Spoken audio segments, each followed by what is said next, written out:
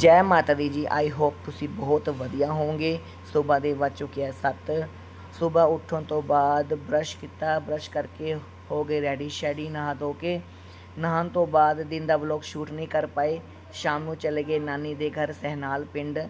ਵੈਸੇ ਤਾਂ ਨਾਨਾ ਨਾਨੀ ਕੰਬੋਜ ਨੇ, ਅਸੀਂ ਅਰੋੜੇ ਹਾਂ, ਪਰ ਸਾਡਾ ਇਹਨਾਂ ਨਾਲ ਬਹੁਤ ਮੋਹ ਪਿਆਰ ਹੈ, ਬਹੁਤ ਸਾਡਾ ਕਰਦੇ ਹੈ। ਉਹਨਾਂ ਦੇ ਘਰ ਬਣੀ ਹੋਈ ਹੈ ਪੀਰਾਂ ਦੀ ਦਰਗਾਹ 'ਤੇ ਕੀਤੇ ਦਰਸ਼ਨ। ਪੀਰਾਂ ਦੇ ਦਰਸ਼ਨ ਕਰਨ ਤੋਂ ਬਾਅਦ ਸਭ ਨੂੰ ਮਿਲਣ ਤੋਂ ਬਾਅਦ ਖੇਤ ਚਲੇ ਗਏ। ਖੇਤ 'ਚ ਅੰਜੀਰ ਦਾ ਪੇੜ ਹੈ ਮਾਮਾ ਜੀ ਦੇ।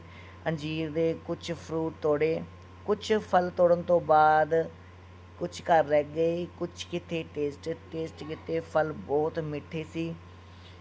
ਉਸ ਤੋਂ ਬਾਅਦ ਮੈਡਮ ਜੀ ਤੋੜ ਰਹੇ ਨੇ ਮਿਰਚਾਂ ਦਾ ਤੋੜ ਕੇ ਭਰ ਲਿਆ ਲਿਫਾਫਾ। ਹੁਣ ਜਾ ਕੇ ਪਾਵਾਂਗੇ ਅਚਾਰ। ਓਕੇ ਜੀ, ਠੀਕ ਹੈ, ਚਲਦੇ ਹਾਂ ਰਤੀਆ ਆਪਣੇ ਘਰ ਨੂੰ। ਜੈ ਮਾਤਾ ਦੀ ਜੀ, ਬਾਏ ਬਾਏ।